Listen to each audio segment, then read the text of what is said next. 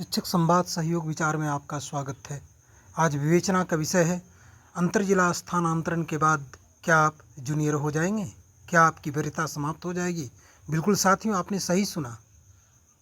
क्या यह सही आपने सुना? जी बिल्कुल आपने सही सुना। यदि आप अंतर जिला स्थानांतरण की प्रक्रिया के द्वारा आप दूसरे जिले से दूसरे जिले में आए हैं तो 100% यह सत्य है और बिल्कुल स्वागत योग्य है कि आप जूनियर हो जाएंगे। क्योंकि जिस जिले में आप आए हैं, जिस जिले से, उस जिला को तो आपने छोड़ चुका है और नए जिले में आपने योगदान किया है।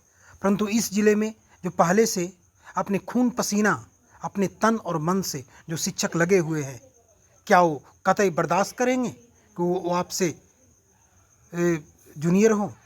इसलिए सरकार ने यह स्वागत योग्य कदम उठाया है कि यदि अंतर जिला स्थानांतरण लेकर के यदि आप आए हैं, भले ही आप 2005-06 बैच का शिक्षक हों और वरीयता क्रम में आप सर्वोच्च स्थान अपने आप को समझते हों, परंतु आपने यदि अपना जिला बदला तो दूसरे जिले में आपकी वरीयता समाप्त कर दी जाएगी।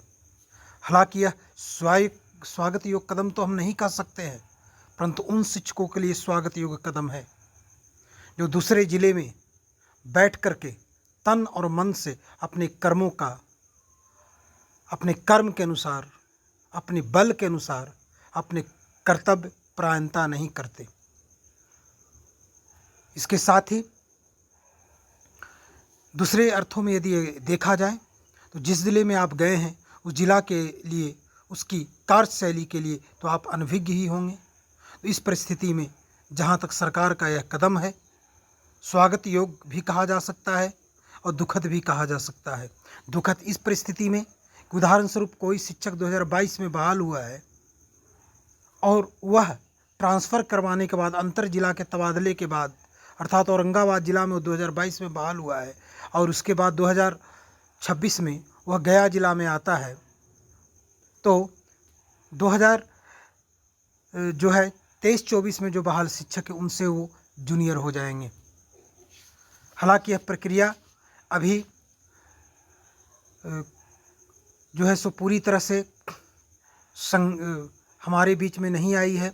हमारे पदाधिकारी के द्वारा, पदाधिकारियों से संबंधित जो कमेटी गठित की गई थी, उस कमेटी जो है इस पर कार्य कर रही है। वो आने वाला समय में अब जो भी इस विषय में जो भी क्रिया प्रक्रिया होगी, जो भी इसका परिणाम होगा वह सामान्य होगा। परंतु अभी तक जो कि कुछ समाचार पत्रों के माध्यम से जो खबर मिल रही है, कुछ मल्टीमीडिया सोशल मंच के द्वारा जो हमें समाचार मिल रहे हैं, उसके अनुसार तो यही स्पष्ट है कि यदि आपने अंतर जिला स्थानांतरण के लिए आवेदन दिया है तो आवेदन देने से पहले पूरी तरह से सोच समझ ले, पूरी तरह से विचार कर ले और पूरी तरह से अपनी दिलो दिमाग में बैठा ले कि यदि आप दूसरे जिला में जाइएगा तो आपकी स्थानांतरण नीति का परिणाम यह होगा, आपके स्थानांतरण का यह परिणाम यह होगा कि आप अपना वरीयता पूर्ण रूपेण खो देंगे।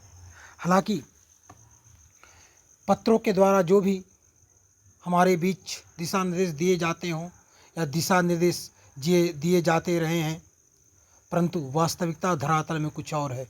आज भी बहुत सारे अपर प्राइमरी विद्यालयों में, लोअर प्राइमरी विद्यालयों में जूनियर ही कार्य कर रहे हैं, क्योंकि इसके पीछे इसका जिम्मेदार और कोई नहीं है, वहाँ की लोकल व्यवस्था है। बहुत सारे ऐसे विद्यालय देखने को मिलते हैं जहाँ पर 1 to 5 के शिक्षक प्रभार लिए हुए हैं और बीपीएससी TRE 1 और TRE 2 के शिक्षक वहाँ पर समान रूप से कार्य कर रहे हैं।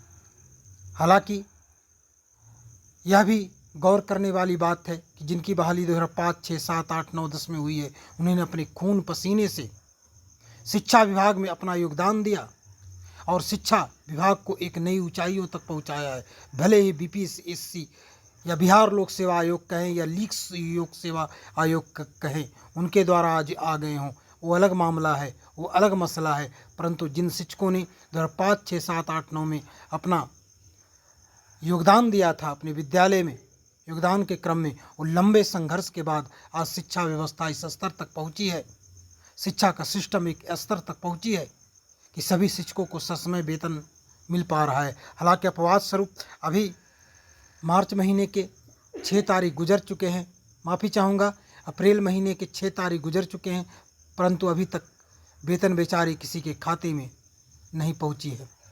अब जो भी हो, पहुंचना तो निश्चित है, परंतु जो भी व्यवस्था हो, पहले से व्यवस्था में सुधार काफ़ी हुआ है। इस सुधारात्मक कार्य के पीछे हमारे वो शिक्षक साथी हैं जिनकी बहाली, जिनका नियोजन 2005, 6, 7, 8, 9 के दरमियान हुई थी।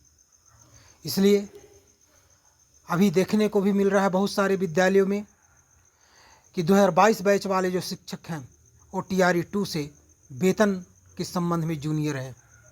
जैसे किसी शिक्षक का मूल वेतन अभी 28,840 है और 2022 का बहाल है, परंतु वही 2025 का बहाल शिक्षक, 2024 का बहाल शिक्षक का 29,700 मूल वेतन है। तो हुई ना जूनियर की स्थिति। जो भी हो, कोई भी शिक्षक जूनियर हो या सीनियर हो, परंतु कर्तव्य परायणता के साथ कार्य करना है, अपने कर्म को अंजाम देना है, ताकि विद्यालय के बच्चे उत्थान की प्रगति पर आगे बढ़ें। क्योंकि हम जानते हैं कि हमारे विद्यालय में आने वाले 90 या 95% बच्चे वैसे हैं जो प्राथमिक संसाधनों से दूर रहे हैं। प्राथमिक संसाधन उनके पास नहीं है, उनके अभिभावकगण उतने पढ़े लिखे नहीं हैं कि सही मार्गदर्शन दे सके। इसलिए वैसे तबके के ही बच्चे अधिकतर हमारे विद्यालय में आते हैं। इसलिए हमारा कर्म है कि वरीय हो या जूनियर हो या जिस पद पर कार्यरत हो, हमारा ध्येय सिर्फ होना चाहिए बच्चों को पठन पाठन की प्रक्रिया को आगे बढ़ाना, बच्चों को तन और मन से पढ़ाना। जय हिंद साथियों, धन्यवाद।